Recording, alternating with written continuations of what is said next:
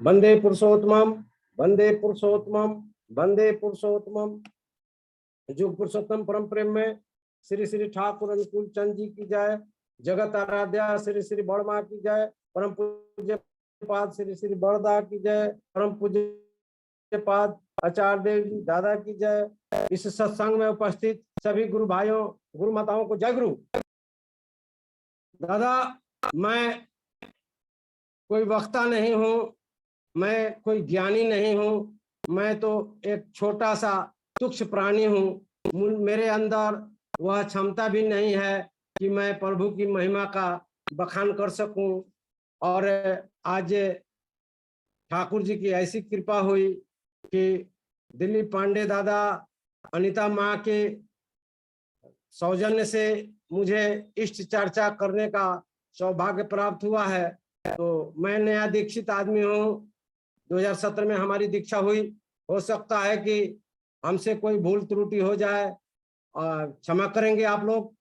और प्रभु की महिमा की बात क्या कहूँ, प्रभु धरती कागज करूं, लिखनी सब बन रहा है, 7 समुद्र की मसी करूं, गुरु गुण लिखा न जाए।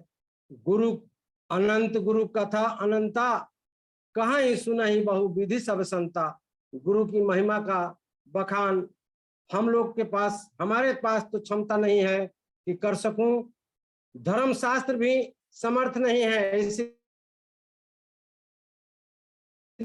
गुरु की महिमा का वर्णन करने में हमारे जितने भी धर्म शास्त्र हैं, इसीलिए सर्वप्रथम तो गुरु को ब्रह्मा विष्णु महेश के रूप में परिभाषित करने का प्रयास किया गया। फिर भी गुरु को ईश्वर से भी बड़ा बताया गया। जब इतने पर भी लगा कि महिमा इससे भी बड़ी है, अधिक है, तब नेति नेति कहकर विराम ले लिया गया। कबीरदास जी कहते हैं, गुरु करो 10 पांचा, जब तक गुरु मिले न साचा। झूठे गुरु के पक्ष में कबीरदास जी नहीं थे। कबीरदास जी कहे कि झूठे गुरु तुम्हारा सर्वनाश कर देंगे। तो इसीलिए गुरु करो 10 पांचा, जब तक गुरु मिले न साचा। जब तक गुरु सच्चा नहीं मिले तब तक गुरु को बदलते रहना चाहिए। क्योंकि सदगुरु की महिमा अपार है और हम लोगों का अवतरण, हम लोगों का तरण जो है सदगुरु की कृपा से ही हो सकता है। और ठाकुर जी के संबंध में थोड़ी सी चर्चा करें। अवतार क्यों होता है, कब से हुआ, तो लिखा गया है, मत्स्य कूर्म कोल नरसिंह बामन तरीराम, राम कृष्ण बुद्ध यीशु मोहम्मद रूपायतम, चैतन्य राम कृष्णानुकूलम, पूर्व तनि पूर्णम शाश्वतम वर्तमानम। ठाकुर जी इस धरती पर आए, इनके पूर्व बहुत सारे अवतरण हुए। 24वां अवतार है ठाकुर जी का। तो ये प्रभु को क्यों आना पड़ता है इस धराधाम पर, आइए थोड़ा सा जानते हैं। जब जब होती धर्म की हानि, जब जब होती धर्म की हानि, नारायण नर रूप धरे धराधाम पर आते हैं। प्रतिकूल को अनुकूल बनाने पुनः इस धराधाम पर नारायण अनुकूल चंद्र जी आए हैं। नौ गीता लेकर युग शिक्षक बन कर आए हैं। कंस दुर्योधन और मामा शकुनी को सबक सिखाने पुरुषोत्तम अनुकूल चंद्र जी आए हैं। राग द्वेष और स्वार्थ लिप्त सब अपना गाना गाते हैं। मनुष्य बनाया मानुष है, न जीता न दूसरों को जीने देता है। चारफ है आग लगी, मूल्यों की होलिका धधक रही, प्रहलाद ही इसमें जलते हैं। धृतराष्ट्र सदृश अंधे हम सब बने हुए, पतन और विनाश मार्ग को उन्नति का मार्ग समझते हैं। सब कुछ तो है उल्टा पुल्टा, आज कौवा चलता हंस की चाल। समस्याएं पहले से भी ज्यादा विकट और विकराल। ऐसी भयावह परिस्थिति में सब अवतारों की शक्ति और अधिकार लिए अवतारों के अवतार बने ठाकुर अनुकूल चंद्र जी आए हैं।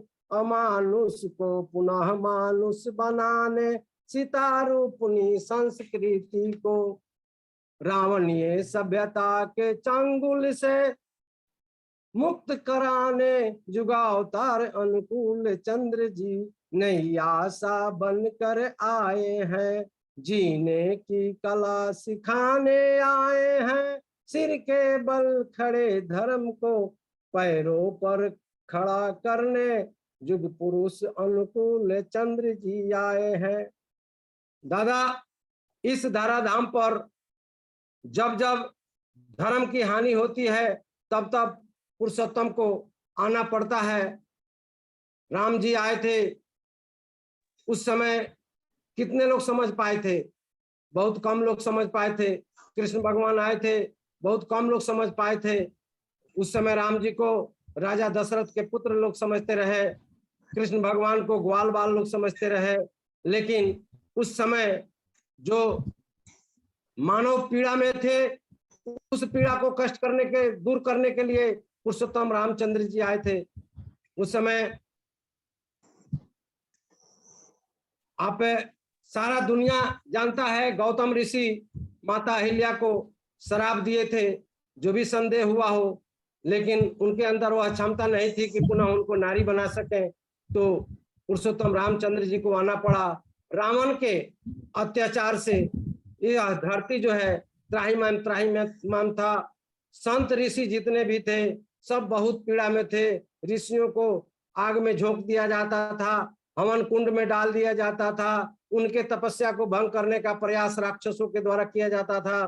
तो राम जी को आना पड़ा और उस समय रावण का वध राम जी करके दशरथ लौटे थे, अयोध्या लौटे थे। तो दीपावली मनाया गया, तब से हमारे यहाँ दीपावली मनाया जाता है। पुरुषोत्तम श्री कृष्ण चंद्र जी वैसे परिस्थिति में आए थे जब कंस मामा का अत्याचार चरमोत्कर्ष पर था। तो कंस मामा को सबक सिखाने के लिए, उनका वध करने के लिए उनको आना पड़ा। कृष्ण भगवान उस समय जब कौरव और पांडव के बीच चल रहा था, इस तरह का परिस्थिति था कि कौरव जो है 100 भाई थे, पांडव 5 भाई थे, लेकिन कौरव दुर्योधन सुई के नख के बराबर जमीन भी नहीं देना चाह रहा था और उसी को लेकर के महाभारत की लड़ाई लड़ी। उस समय अर्जुन भी नहीं समझ पाए थे पुरुषोत्तम श्री कृष्ण को, जब तक पुरुषोत्तम श्री कृष्ण अपना विराट रूप नहीं दिखाए। तो हमारे समझ से महाभारत की लड़ाई अर्जुन ने नहीं लड़ा, टोटल लड़ाई पुरुषोत्तम श्री कृष्ण ने लड़ा। पुरुषोत्तम श्री कृष्ण नहीं होते तो पांडवों की जीत नहीं होती। और उस समय पांडव पुरुषोत्तम श्री कृष्ण को मांग करके बहुत अच्छा किए थे।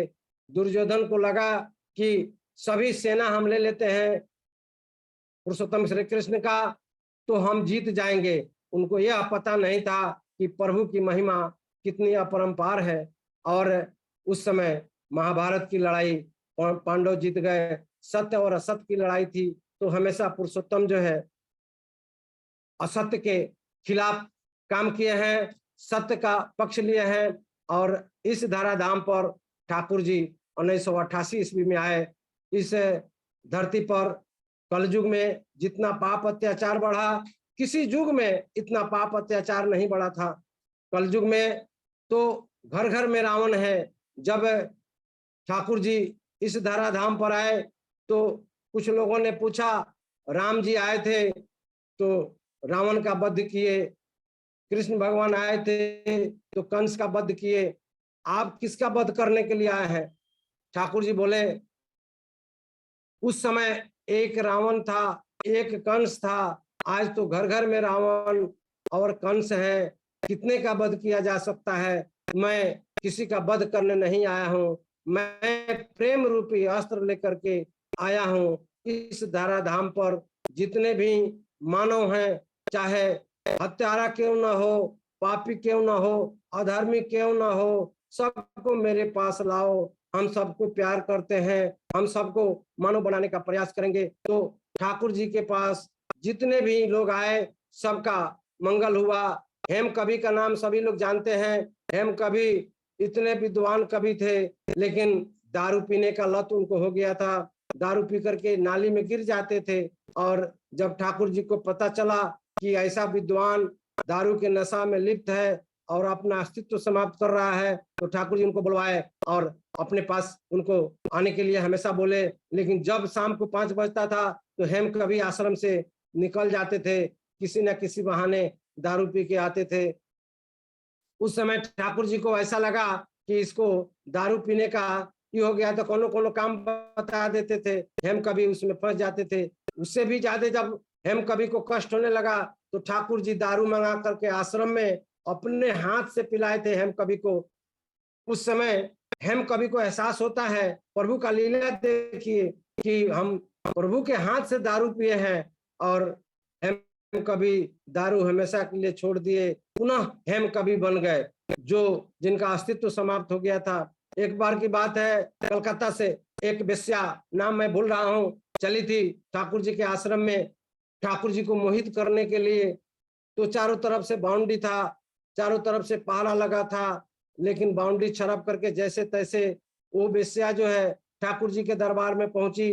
ठाकुर जी के दरबार में जैसे पहुंची, ठाकुर जी के सामने जैसे गई, ठाकुर जी कहते हैं, आओ माँ आओ, आओ माँ, मैं तो तुम्हारा कब से इंतजार कर रहा हूँ। माँ माँ कह करके ठाकुर जी जब पुकारे, तो वेश्या जो है उसका लगा कि धरती, उसके पैर के नीचे से धरती खिसक गया है, लगी रोने। इतना रोई, इतना रोई, उसके बदन का जितना भी कपड़ा था सब भीज गया। वह ठाकुर जी की दीक्षा ग्रहण करती है और ठाकुर जी का भक्ति करने लगती है। बहुत आलीशान मंदिर बनाई है। ठाकुर जी के शरण में आने के बाद एक से एक आतंकवादी, एक से एक क्रिमिनल, एक से एक हत्यारे संत बन गए। वर्तमान आचार्य देव जी दादा, एक बार असम की बात है, वहां मंदिर का निर्माण होना था। एक वहां का रंगदार था जो मंदिर नहीं बनने दे रहा था, रंगदारी का मांग कर रहा था। जितने भी ऋत्विक देव लोग जाकर उसको समझाते थे, सबको डांट करके भगा देता था। वो हम ऐसे दरबार में आया, पूजनीय आचार्य देव जी दादा के पास आया, तो आचार्य देव जी दादा कहे कि ठीक है, जा करके हमसे बात कराओ। तो वहां से जा करके बात कराने का लोग कहा, तो वह क्रिमिनल बात नहीं करना चाहता था। जैसे तैसे उसके कान के पास मोबाइल सटाया गया, तो क्रिमिनल पूछ रहा है कौन, तो पूजनीय आचार्य देव जी दादा उस समय अपना नाम बताए। तो वह जो है पूजनीय आचार्य देव जी दादा कहे कि सबसे पहले आप मुंह में सिगरेट पी रहे हैं, सिगरेट को थोड़ा देर के लिए बंद कर दीजिए, और आप टेबल पर पैर रखे हैं, तो टेबल पर से पैर नीचे कर दीजिए, तब मैं आपसे बात करूंगा। उस आदमी को एहसास हुआ यह कोई साधारण आदमी नहीं है, और पूछने लगा उनसे कि ये कौन आदमी है। तो ऋत्विक देवता बताए, यही तो हमारे पुरुषोत्तम हैं, यही तो हमारे भावी आचार्य है। उस समय आचार्य देव जी नहीं बने थे, उस समय पूर्व आचार्य देव जी थे। और वह क्रिमिनल जो है कहा कि चलो हमको भेंट कराओ। उसको लगा कि साधारण पुरुष नहीं है। वो देवघर में आया, ठाकुर जी का दीक्षा लिया, इतना आलीशान मंदिर बनाया। तो ठाकुर जी के शरण में जितने लोग चले जाते हैं उनका कल्याण निश्चित होता है। ठाकुर जी सदगुरु हैं, अवतारी पुरुष हैं। आज तक जितने पुरुषोत्तम आए सबको ठाकुर जी भेजे हैं। इस कलयुग में इतना पाप अत्याचार बढ़ गया कि सदगुरु को स्वयं आना पड़ा। सदगुरु के शरण में जितने लोग चले जाते हैं उनका मंगल होता है। तो मैं तो यही जानता हूँ, ठाकुर जी की महिमा अपरंपार है, इनके महिमा का बखान नहीं किया जा सकता है। मैं 3 सितंबर 2017 को ठाकुर जी का दीक्षा ग्रहण किया। हमारे एक गुरु भाई हैं, मैं एक छोटा सा स्कूल भी चलाता हूँ। उस स्कूल में संजय कुमार दास जी, जो अभी थोड़ा देर पहले भजन गाए हैं, और हमारे चंपारण के मशहूर संगीतज्ञ हैं सीता सावित्री म्यूजिकल इंस्टीट्यूट के निदेशक हैं। संजय दास जी उस समय हमको 2 जनवरी 2017 में हमारे यहाँ उत्सव हुआ था आर्य समाज विवाह भवन में। संजय दास जी आके बोले कि सर ठाकुर जी का उत्सव हो रहा है, आपको चलना है उसमें। हम कहे कि कौन ठाकुर जी हैं भाई? तो ये ठाकुर अनुकूल चंद जी हैं, पुरुषोत्तम हैं। उनसे हम कहे इतने ठाकुर जी इतने भगवान लोग जेल में बंद है, आप कौन ठाकुर जी के चक्कर में पड़े हैं? संजय दास जी बहुत शिष्ट, बहुत संस्कारी, बहुत अनुशासित व्यक्ति हैं, हमको बड़ा भाई मानते हैं। हमारे सवाल का जवाब वे नहीं दिए, हंस के रह गए, यानी हमारा बहुत प्रतिष्ठा किए उस समय, आज भी करते हैं। कोई बात हम किसी बात पर कुछ कह भी देते हैं तो उसका जवाब वो नहीं देते हैं, इतने शालीन हैं। उनके बारे में जितना भी हम प्रशंसा करें कम होगा। आज संगीत का अलग जगा रहे हैं संजय दास जी, जैसे तैसे हमको उस उत्सव में ले गए और हमारे बच्चे को मांगे, बच्चे को भेज दिए। शाम को 5 बजे जब हम जाते हैं तो देखे कि सब लोग साष्टांग प्रणाम कर रहे हैं। हम कहे कि देखिए ना कितना अंधविश्वासी लोग हैं, इस साष्टांग प्रणाम फोटो रख करके कर रहा लोग। हम निहुर करके प्रणाम कर लिए, यह सोच करके कि लोग क्या कहेगा। और वहां से आधा घंटे के अंदर में हम चले आए। हमको ठाकुर जी नहीं घूम रहे थे, यहाँ से नीचे नहीं जा रहे थे, हम ठाकुर जी को जानते ही नहीं थे। उसके बाद 30 अगस्त 2017 को संजय दास जी के साथ मैं मोतिहारी जा रहा था। संजय दास जी एक बोल्डरवा जगह है, वहां बोले कि कल हम लोग जा रहे हैं देवघर, आप भी चलिए ना 31 तारीख को। हम कहे कि देवघर क्या है जी? तो ठाकुर जी का उत्सव नहीं हुआ था, वही उसी ठाकुर जी का शुभागमन दिवस है, उनका अवतार हुआ था हिमायतपुर में, पौना जिला जो बांग्लादेश में आज है, वहीं पर अवतार हुआ था। और 2 सितंबर को वे देवघर आए थे 1946 में। तो बहुत बड़ा उत्सव होता है, बहुत बड़ा प्रोसेशन निकलता है। यात्रा में हम लोग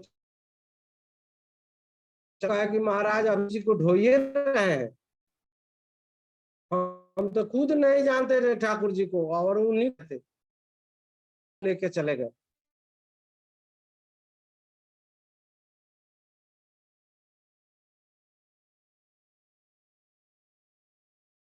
वहां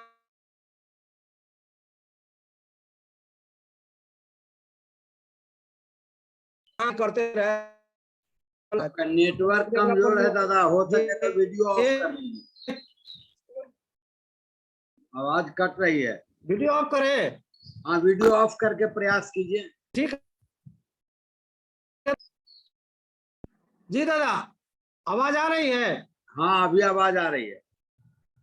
तो संजय दास जी को हम डांटे कि हमको किसी होटल में ले चलिए। मैं अपने पत्नी को भी साथ में लेके गया था, सरिता माँ हमारी पत्नी है, उनको लेकर के गया था। उनको भी कष्ट हो रहा था, हमको भी कष्ट हो रहा था। और संजय दास जी हंस के बोले कि देवघर में एक भी होटल खाली नहीं मिलेगा, सभी होटल बुक हो गया है, सभी आश्रम बुक करा लिया है, तो इसी में रहना पड़ेगा। तो जैसे तैसे हम रहे 3 टाइम के प्रार्थना में। रक्सौल रामगढ़वा से जितने लोग गए थे प्रार्थना में गए। हमको लोग कहा, तो हम एक छोटा मोटा पत्रकार भी हैं, हम न्यूज लिखते रहे। हम कहे कि हम नहीं जाएंगे प्रार्थना में, सब अंधविश्वासी लोग हैं, आप लोग जाइए, आप लोग भी अंधविश्वासी हैं। ये लोग प्रार्थना में गया। 2 तारीख को सुबह में राजेश कुमार शाहदा हैं रक्सौल के, जो 20 साल पहले ठाकुर जी का दीक्षा लिए, उन्हीं के माध्यम से संजय कुमार दास जी का दीक्षा हुआ था। उनको हम पढ़ाए हुए थे 1983-84 में। तो राजेश दा हमसे पूछते हैं, सर आज ठाकुर जी का उत्सव यात्रा है, इसमें आप चलिएगा? तो हम कहे कि हाँ उत्सव यात्रा में चलेंगे। जैसे बिहार भवन से हम बाहर निकले उनके साथ, तो एक आदमी के हाथ में उजला कुर्ता धोती देखे, एक छड़ी देखे।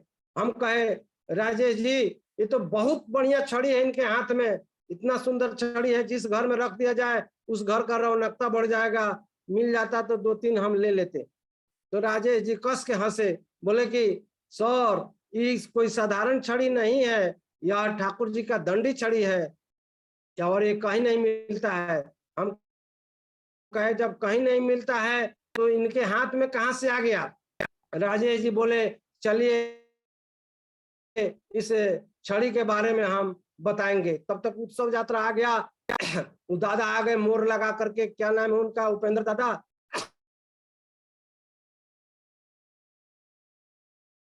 तो वहां पर हम लोग भी चले गए फोटोग्राफी कर। तब उत्सव यात्रा आ गया, हम लोग आगे गए। उसके बाद वहां से उत्सव यात्रा जब समाप्त हुआ तो हम लोग आ गए पुनः बिहार भवन में। शाम को 4 बजे राजेश दा पूछ रहे हैं कि सर आज शाम के प्रार्थना में चलिएगा। हम कहे कि हाँ चलेंगे। हमको उस छड़ी का राज जानने का जिज्ञासा अंदर से हो रहा था। जैसे हम आश्रम में पहुंचे तो वहां पर भीड़ देख करके, लाखों लोगों का भीड़ देख करके हम दंग रह गए कि बाप रे, इतना लोग, इतना अंधविश्वासी लोग हैं। सब लोग साष्टांग प्रणाम कर रहा था। हम निहुर करके प्रणाम कर लिए। प्रार्थना वार्थना हमको कुछ नहीं आता था। तो ताली जब बजाए लोग, तो ताली बजाए, ताली बजाने तो आया लेकिन प्रार्थना करने नहीं आया। प्रार्थना जब समाप्त हुआ तो सब लोग प्रणाम किया, हम भी निहुर करके प्रणाम कर लिए। खड़े होते हैं तब तक ले राजेश दा पहुंचते हैं। उधर से चौरसिया दादा, हमारे सहप्रति ऋत्विक हैं, नेपाल के चार्टेड अकाउंटेंट है, वीरगंज के सहप्रति ऋत्विक अशोक कुमार चौरसिया दादा पहुंच गए। राजेश दा बोलते हैं कि दादा ये हमारे सर हैं डीएन कुशवाहा सर, इनको ये पूछ रहे थे ठाकुर जी के दंडी छड़ी के बारे में थोड़ा बता दीजिए। दादा हमको सब बात बताए। इसके लिए दीक्षा लेना पड़ता है। दीक्षा लेने के बाद आप ठाकुर जी का के नीति विधि का पालन कीजिएगा। जब आपके चित्त से मीट मछली लहसुन प्याज वगैरह सब छूट जाए तो आपको एक और दीक्षा मिलेगा, वह है स्वस्थानी का दीक्षा। स्वस्थानी का दीक्षा का पालन कीजिएगा 5 साल 10 साल 20 साल। जब आपका तपस्या पूरा हो जाएगा तो ठाकुर दरबार से बुलावा आएगा और आपको पंजा मिलेगा याजक का, अधर्जु का। उसके बाद तपस्या पूरा हो जाएगा तो हो सकता है ऋत्विक का भी पंजा मिल जाए। तपस्या पूरा नहीं होने पर मरने के बाद भी पंजा नहीं मिलता है ऋत्विक का। तो हमको वो सब समझ में नहीं आ रहा था। उतना कह करके चौरसिया दादा चले गए। उसके बाद हाँ, तो चौरसिया दादा बताए कि 11 दिन का 12 दिन का व्रत करना पड़ता है, 4 दिन 4 रात निर्जला रहना पड़ता है, 4 दिन एक शाम खाना पड़ता है, गाय का गोबर गाय का गोद पीना पड़ता है। पूर्ण रूप से जब आप पवित्र हो जाइएगा तब आपको दंड मिल सकता है। ये सब बता करके चौरसिया दादा चले गए। उसके बाद हम लोग चले गए रोड पर, चाय का दुकान है, वहां चाय पी रहे थे। चाय पीते समय मुझे एहसास हुआ कि मैं सर्वाहारी था दादा। एक दिन बिना मीट मछली का हमको बर्दाश्त नहीं होता था। रोज भूजा लाई ताश फल खाते थे सब। और वहां जाने के बाद जब वे बताए थे कि बिना लहसुन प्याज वाले ये सारे लोग हैं जिनके हाथ में आप दंड देख रहे हैं, ये लोग नहीं खाता। मुझे ऐसा वहां एहसास हुआ कि हम मीट मछली रोज खाते हैं, सर्वाहारी हैं, तो हमारे अंदर वो सुंदरता नहीं है। ये लोग नहीं खाते हैं तो इतना सुंदर है। इसका मतलब हम अपने जीव के स्वाद के लिए ये सब खा रहे हैं। जितना लोग भी खा रहा है सब जीव के स्वाद के लिए खा रहा है। नहीं, खाना बेकार है। मन में एहसास होता है। ठाकुर जी का कृपा देखिए, हम वहां बोले, हमारी पत्नी लोगों को बोले हम आज से लहसुन प्याज मीट मछली अंडा त्याग करते हैं, आज से हम नहीं खाएंगे और ठाकुर जी का दीक्षा भी ग्रहण करेंगे। यह बात सुन करके रक्सौल से मोहन दा आए थे, राजेश दा आए थे, सुरेश दादा चंपापुर से थे, रामगढ़वा के संजय कुमार दास जी थे और जितने भी दर्जनों ठाकुर जी के भक्त थे उछल के कूदने लगे। और तुरंत राजेश दा चौरसिया दादा को फोन किए। 5 मिनट के अंदर में चौरसिया दादा वहां पहुंच जाते हैं चाय के दुकान पर। ये लोग बोले कि सर ठाकुर जी का दीक्षा ग्रहण करेंगे और लहसुन प्याज मीट मछली आजे से त्याग दिए, घोषणा कर दिए कि नहीं खाएंगे। तो दादा इनको दीक्षा लेना है। तो दादा बोले चौरसिया दादा कि अब 8 बज गया है, रात को 8 बज रहा था, आपको दीक्षा मिलेगा, कल आपका दीक्षा होगा। सुबह में चौरसिया दादा के माध्यम से हम पति पत्नी का दीक्षा होता है 3 सितंबर 2017 की सुबह 8 बजे। दीक्षा लेने के बाद हम लोग चले आए डेरा पर। डेरा पर से फिर हम लोग शाम में आश्रम में आए। आश्रम में आए तो प्रार्थना वगैरह हुआ। प्रार्थना के बाद हम हमारे यहाँ के ज्योत नारायण मिस्त्री हैं, वो और उनकी पत्नी हमारे साथ में थे। ज्योत नारायण मिस्त्री बोले कि सर आज हम आप ठाकुर जी का छवि खरीदे हैं कि नहीं? हम कहे ठाकुर जी का छवि तो नहीं खरीदे हैं, तो छवि खरीद लीजिए, फोटो खरीद लीजिए कि प्रार्थना करने में ठीक रहेगा। तो हम चले गए छवि खरीदने, उन लोगों को कहे कि आप लोग चबूतरा पर बैठिए, तब तक मेन गेट के पास जो चबूतरा है वो लोग बैठे थे। भोग का प्रसाद जब वितरण होने लगा तो ज्योतिनारायण मिस्त्री बोले कि मैडम चलिए ना भोग का प्रसाद लाया जाए। ये लोग चला गया भोग का प्रसाद लेने।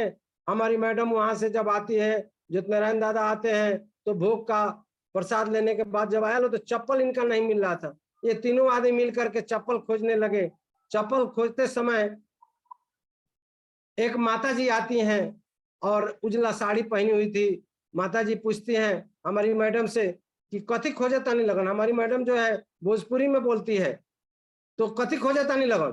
तो हमारी मैडम बोली कि देखी ना काले चप्पल खरीदायल कौन चोरा ले लो। माता जी कहती हैं जाय दे रहुआ गोड़ के रोग बुलाए ले गए। इतना कह करके माता जी कहीं चली गई। ये लोग मायूस होकर के आकर के चबूतरा पर बैठा हुआ था। तब तक मैं ठाकुर जी का छवि खरीद करके वहां पहुंचा। मैं पूछा कि क्या बात है, काहे उदास है आप लोग? तो मैडम हमारी कुछ नहीं बोली। एक चप्पल आनंद बाजार में गायब हो गया था, दूसरा चप्पल खरीदे थे। ओ वहां पर भोग का प्रसाद लेने गई तो वहां बदला गया होगा, चाहे कोई पहन के चला गया होगा।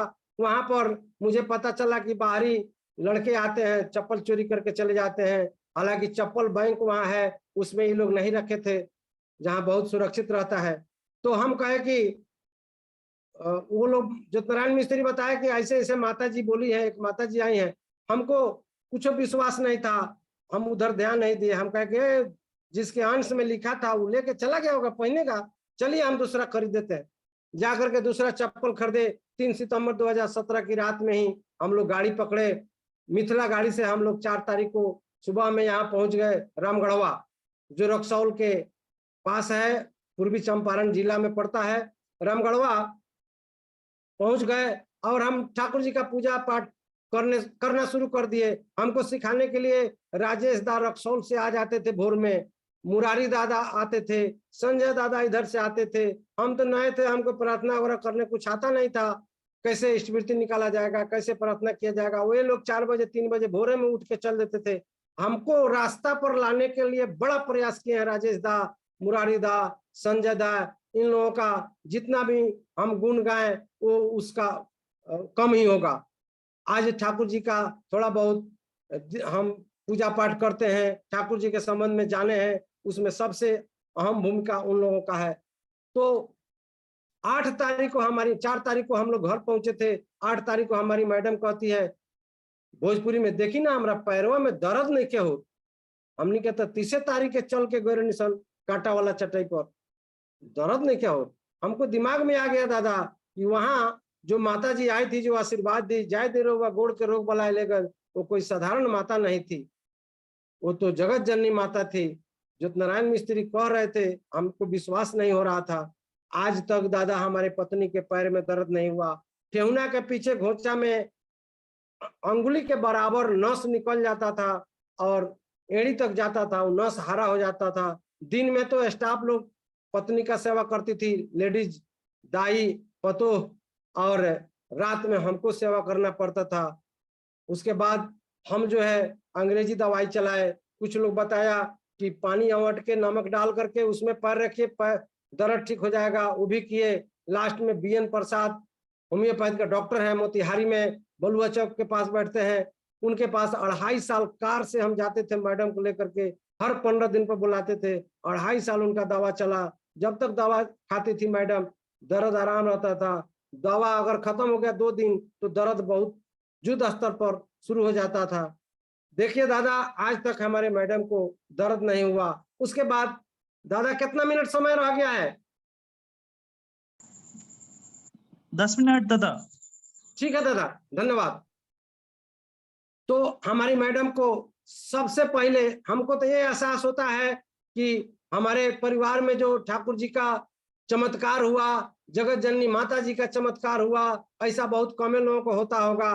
दीक्षा के दिन ही आशीर्वाद मिलना, ये हमको लगता है कि हम लोग लहसुन प्याज मीट मछली अंडा त्याग दिए तो हो सकता है कि जगत जननी माता जी प्रसन्न होकर के उसी दिन आशीर्वाद हम लोग को दे दी। आज तक चमत्कार होते आ रहा है। दादा पुण्य विंकी दा गए थे काठमांडू, उसमें चौरसिया दादा हमको भी लेके गए, कहे कि चलिए काठमांडू, पुण्य विंकी दादा का शुभागमन है। वहां से जब मैं लौट रहा था, चौरसिया दादा चार्टेड अकाउंटेंट है, बोले कि कुशवाहा दा हमको 2 दिन लगेगा, आप चले जाइए, माँ को लेकर के चले जाइए। चौरसिया दादा वो अपने लड़का को भेज करके हवाई जहाज का टिकट कटवा दिए। स्वयं चौरसिया दादा आए थे, हमको एयरपोर्ट पर छोड़ करके चले गए। 2.5 घंटा इंतजार करने के बाद एयरपोर्ट पर हवाई जहाज हम लोग का आया। उस दिन बहुत फ्लाइट लेट था। फ्लाइट में हम लोग जा करके बैठे। फ्लाइट जो है रनवे पर 2 किलोमीटर दौड़ चुका था, अब धरती छोड़ने वाला था। धरती छोड़ने के बाद धरती छोड़ने ही वाला था, तब तक हवाई जहाज में बॉडी उसका हिट हो गया। हमारी पत्नी राइट साइड में बैठी थी, बॉडी हवाई जहाज के बॉडी के बगल में, और उसके बगल में दीपक कुमार अधिवक्ता बैठे थे, काठमांडू के, जो बीरगंज में बहस करने के लिए आ रहे थे हाई कोर्ट में।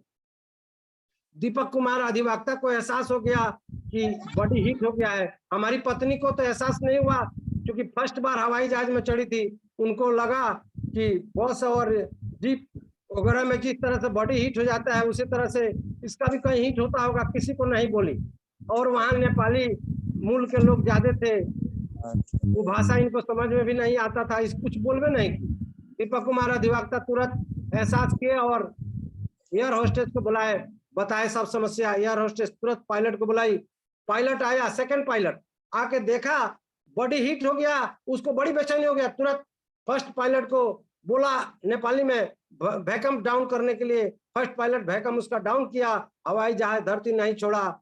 उस समय पायलट बोलता है, जब हवाई जहाज खड़ा हो गया, कि हवाई जहाज में कुछ गड़बड़ी हो गया है, हम चलते हैं, आप लोगों को बस मंगा करके प्रतीक्षालय में भेजते हैं, 1 घंटे के बाद हम लोग चलेंगे। तब तक हम बस हवाई जहाज का इंजीनियर से जांच करा लेते, दिखा लेते हैं क्या प्रॉब्लम है, क्या बॉडी हीट हो रहा है। दादा 2.5-3 घंटा तक ले बॉडी उसका ठीक नहीं हुआ, हवाई जहाज कंप्लीट नहीं हुआ। तो दूसरा हवाई जहाज मंगा करके हम लोगों को भेजा गया। उस समय हम लोग जब प्रतीक्षालय में थे, तो दीपक कुमार अधिवक्ता से हम पूछे, चूंकि पत्रकार का आप हैबिट, बुरा हैबिट है, जानबे करते हैं, हम पूछ दिए कि आप सर, आपका शुभ नाम क्या है? वे बोले कि अधिवक्ता एडवोकेट दीपक कुमार। आप सर कितना दिन से हवाई यात्रा कर रहे हैं? वे बोले कि 20 वर्षों से मैं हवाई यात्रा कर रहा हूं। सर, इस तरह से कोई घटना घटी थी आपके जीवन में, हवाई जहाज का बॉडी हिट हुआ था रनवे पर ही? तो बोले कि नहीं, ये मेरे लाइफ में फर्स्ट बार इस तरह की घटना घटी है। तो अब हम पूछे, सर अगर हवाई जहाज धरती छोड़ देता, उड़ जाता, तो क्या होता? तो कुछ भी हो सकता था। हम कहे कुछ भी का क्या मतलब है? तो क्रैश कर सकता था, उसमें आग लग सकती थी। जितने भी हवाई जहाज में पैसेंजर थे, 44 आदमी बैठे थे दादा, सभी की जान जा सकती थी। जिस तरह से अभी नेपाल में 1 सप्ताह पहले हवाई जहाज क्रैश कर गया, उसमें जितने लोग 20 आदमी के करीब में बैठे थे, सब लोग मारे गए। उसी तरह से घटना घट सकती थी। लेकिन हम तो सुने थे, प्रेम के पाले पड़कर प्रभु का नियम बदलते देखा, प्रेम के पाले पड़कर प्रभु का नियम बदलते देखा, अपना मान भले टल जाए, भक्त का मान न टलते देखा। प्रभु हर जगह अपने भक्त की रक्षा करते हैं। 2 आदमी हम लोग स्वस्तनी पर आधारित थे, हम और मेरी पत्नी सरिता कुशवाहा। टाइम खत्म हो गया दादा? जी दादा, 4 मिनट है और। ठीक है दादा। हम और हमारी पत्नी ठाकुर जी का दीक्षित थे और स्वस्तनी बरधारी भी थे। उस समय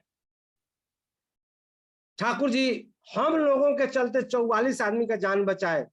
अगर हम लोग नहीं होते, मुझे एहसास हुआ, यह सब एहसास करने की बात है दादा, हम लोग नहीं रहते तो हो सकता था कि हवाई जहाज उड़ने के बाद उसका बॉडी हीट हो, उसमें आग लग जाए और क्रैश कर जाए। तो ठाकुर जी वहां हम लोगों का रक्षा किए, 44 पैसेंजर का रक्षा किए। उसके बाद दादा 16 सितंबर को हम गए थे वहां, चौरसिया दादा सत्संग कराए थे, उसमें हमको बुलाए थे, रमगढ़वा का सारा टीम गया था। हमारा मोटरसाइकिल का एक्सीडेंट हुआ, एक्सीडेंट में 12-14 फीट हम घसटाते चले गए। हमारे पीछे ज्योति नारायण मिस्त्री जो देवघर गए थे वो बैठे हुए थे। हम बड़ी कष्ट में पीड़ा में आ गए। एक आचार्य मुकेश पांडे जी हैं, पंडित जी, वे आए, पूछे, उनका बच्चा हमारे स्कूल में पढ़ता है, हमारे बारे में पूछे तो लोग बताया कि एक्सीडेंट हो गया है। तो जाकर के रूम में बैठ किए, पूछे कि आप तो ठाकुर जी का दीक्षा लिए हैं, आपको ऐसा कष्ट क्यों हो गया? हम कहे कि हमको पता नहीं है ऐसा कष्ट क्यों हुआ। तो बोले कि ठीक है, कल पत्रा लेके आएंगे। कल सुबह पत्रा लेके जब आए तो दे करके बोल रहे हैं, हमसे कुछ कुछ पूछे, उसके बाद दे करके बोल रहे हैं कि आपका मृत्यु का योग था, ये ठाकुर जी आपको बचाए हैं। तो ठाकुर जी हमारे मृत्यु के योग को साधारण एक्सीडेंट में बदल दिए। ठाकुर जी का महिमा देखे हमारे जीवन में तीसरा चमत्कार।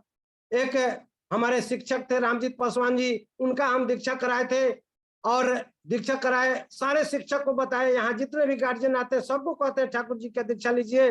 दादा हम अपने जीवन में दीक्षा को ही अपना जीवन समझ लिए हैं, अपना मुख्य काम समझ लिए हैं, और लगभग 4-5 हजार दीक्षा हम करा चुके हैं दादा। रामगढ़वा में ठाकुर जी का जुदा स्तर पर ठाकुर भक्त हैं। तो रामजीत पासवान जी दीक्षा लिए 30 जून 2019 को। उस समय भी मैं गया था, फिर काठमांडू में चौरसिया दादा ले गए थे, उस समय उत्सव था, वहां से मैं लौट रहा था। रामजीत पासवान जी का फोन जाता है, मैं अपने घर के बगल में रेलवे गुमटी के पास पार कर रहा था अपने कार से। उस समय हम पूछे कि क्या समाचार है?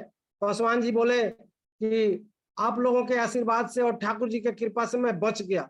मैंने पूछा क्या हुआ था कि बच गए? तो बिजली के करंट में हम सट के मर गए थे, आधा घंटा सटे रहे, और हमारी पत्नी जो है 5 बार हमको छुड़ाने गई, पत्नी भी 5 बार फेंकाई, और ठाकुर जी की कृपा से पत्नी भी बच गई, नहीं तो वो भी मर जाती।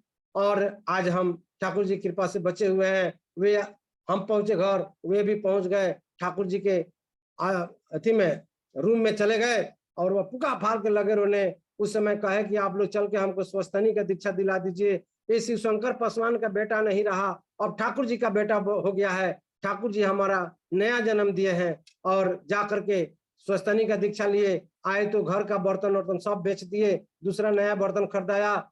उनके यहाँ आज लहसुन प्याज मीट मछली नहीं आता है। संजय कुमार दास जी के घर में लहसुन प्याज मीट मछली नहीं आता है। उनका पोता जब जन्म लिया तब से पूरे घर का लोग जो है स्वस्थानी नियम का पालन करते हैं।